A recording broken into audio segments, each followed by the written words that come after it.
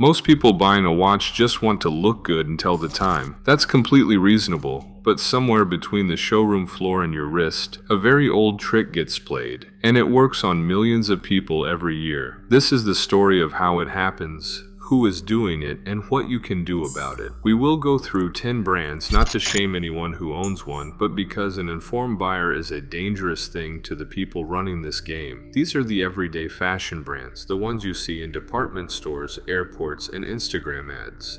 The game here is simple. Take a $50 watch, put a designer name on it, and charge $200. It has been running for decades, and it works because we are wired to trust a name we recognize. Meet the players.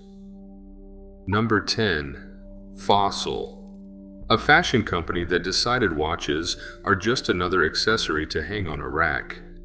Fossil is where this story starts, because Fossil is, in many ways, where the whole system starts. Inside that $120 watch sits a Miyota 82-watt-15 automatic movement, a solid enough workhorse that wholesales for about $25. Add a $12 steel case, $6 of mineral glass, a $4 leather strap, and you are looking at a total build cost of $55 to $60. You are paying double for a logo and a shelf display. Here's the part most people do not know. Fossil's factories in China also produce watches for Armani Exchange, Diesel, and Michael Kors. Same components. Same assembly lines. Just a different name stamped on the dial. The Federal Trade Commission even flagged Fossil for misleading Swiss-made claims, forcing a label change. Fossil is not a watchmaker. It is a distribution engine wearing a watchmaker's coat. Number 9. Armani Exchange. You're not buying a watch, you're buying a name printed on a watch. Armani Exchange doesn't make anything. It's a licensing agreement dressed up as a product.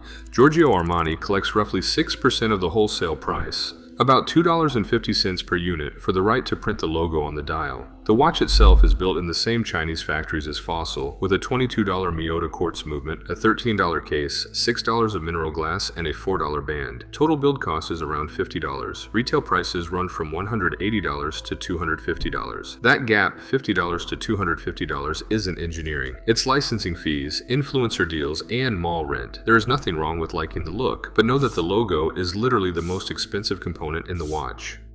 Number 8. Diesel.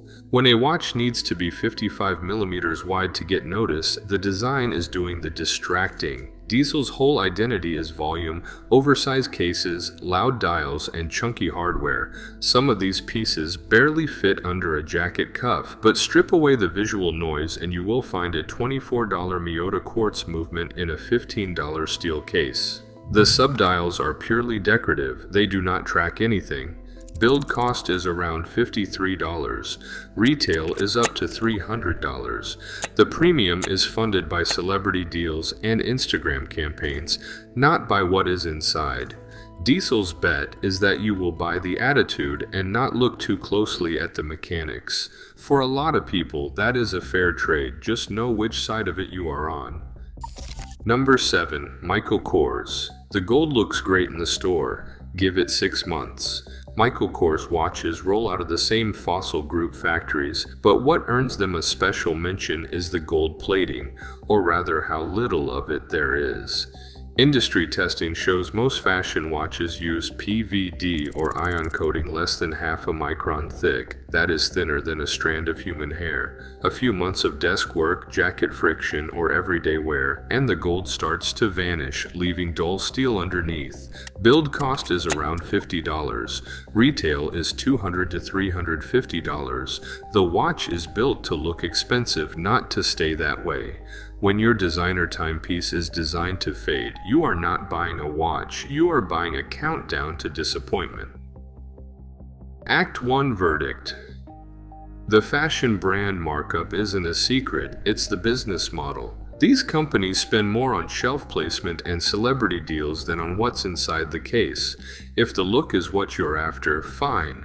But if you thought you were buying craftsmanship, now you know.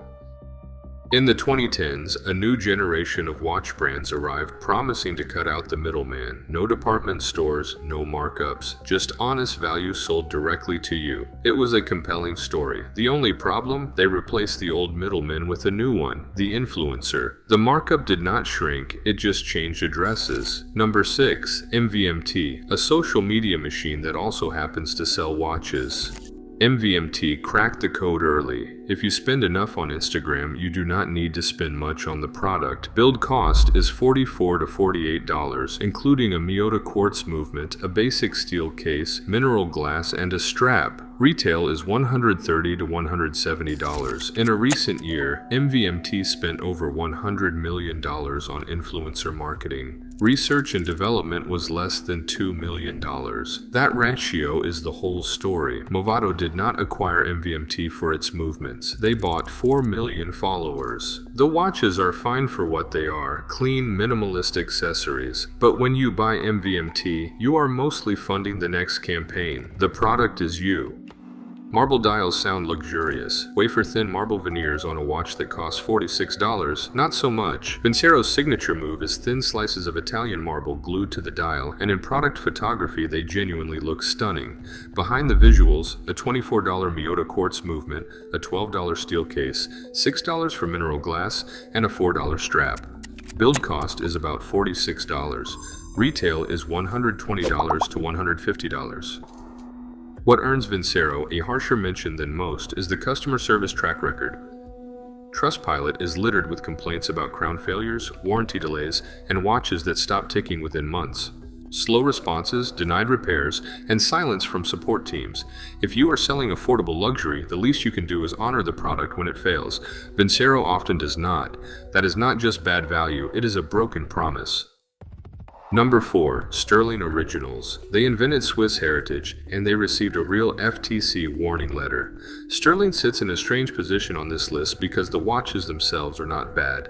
A Seiko NH35 or Seagull mechanical movement is genuinely solid, and with build costs of $87 to $99 against a retail price of $99 to $199, the margin is smaller than most brands here. There is a decent product trying to get out. The problem is everything around it. Sterling built its brand on Swiss-style marketing and invented European backstories while assembling everything in China from off-the-shelf parts. In 2021, the FTC sent a formal warning letter over misleading Swiss-made claims. The skeleton dials show rough finishing that would never pass in a real Swiss workshop, and those permanent 70% off banners across the website, that is the real price.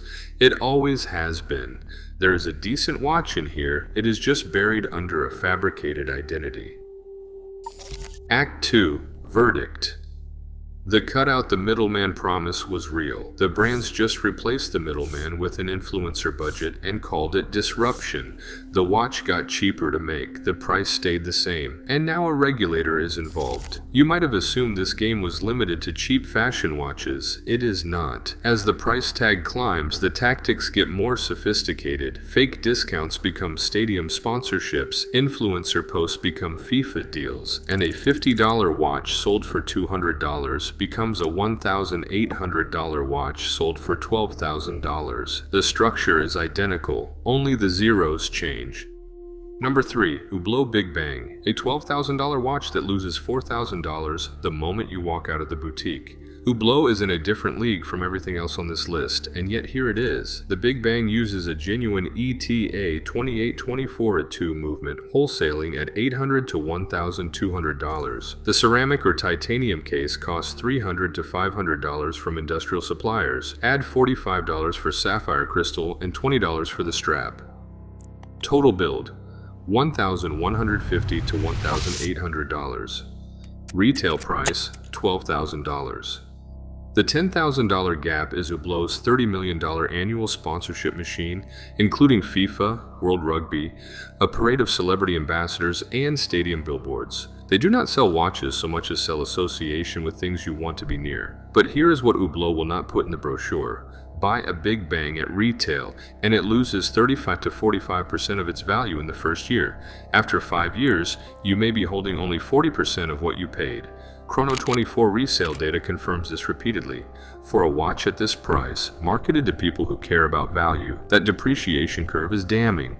At least know what you are walking into. The sale never ends. The discount was never real. And it's brilliant. Invicta deserves a kind of grudging respect for the audacity of what they have built. Here is the play. List a watch at $400 to $500 manufacturer suggested retail price, then run a permanent 90% off promotion. The sale price of $50 to $90 is just the price. It has always been the price.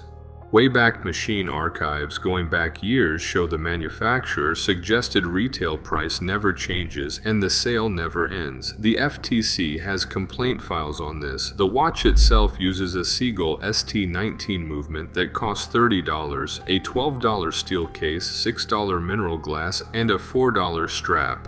That builds out at around $52, so you are paying exactly what it is worth. The damage Invicta does is not overcharging, it is the psychological manipulation making you feel like you beat the system while you pay full freight. You did not outsmart anyone, you paid the real price and got a story about a deal. For the same money, a Casio Duro or Seiko 5 gives you genuine watchmaking and no games. Number 1. Daniel Wellington. The most expensive thing in a Daniel Wellington is the Instagram post. And here we are. Daniel Wellington is the final boss, not because it is the most expensive or the most cynical, but because it is the most complete execution of everything we have seen built across this entire list. Fashion brand markup, direct-to-consumer storytelling, influencer-funded demand, fake heritage, and a product that costs $48 to make, sold for $150. The British heritage story is total fiction. There is no workshop, no watchmaker's bench, just a Swedish entrepreneur, a Chinese original equipment manufacturer, and a social media calendar. The brand reportedly spends over $100 million a year on influencers and ads. That is more than the combined cost of every component in their entire product line. Let that ratio sink in. Consumer complaint sites are full of buyers who felt misled by the British-made pitch, only to receive something indistinguishable from $20 AliExpress watches. For the same money, a Casio G-Shock will survive a decade of punishment. A Timex Weekender carries real American heritage. A Seiko 5 automatic contains actual horological engineering. Daniel Wellington gives you a featherweight case, a paper-thin quartz movement, and a hashtag. It is the perfect conclusion to this story, because Daniel Wellington did not just copy the playbook, it perfected it. So what do you do with this? Here is the honest ending to this story. Owning any of these watches does not make you foolish. Millions of smart people buy them every year. The brands on this list are successful precisely because they are good at what they do, and what they do is marketing, not watchmaking. The 3-act trick works because it is layered. First they sold you on the name, then they sold you on the deal, then they sold you on the prestige. At every price point, the product is built around what you want to feel, not around what is inside the case. An informed buyer breaks the trick. You can still choose any of these watches, but choose it for the look, for the gift, for the occasion, not because you believe it is something it is not. That is the difference between being marketed to and making a real decision. In watches, as in most things, ignorance is the most expensive luxury of all. Drop your thoughts below and spend smarter.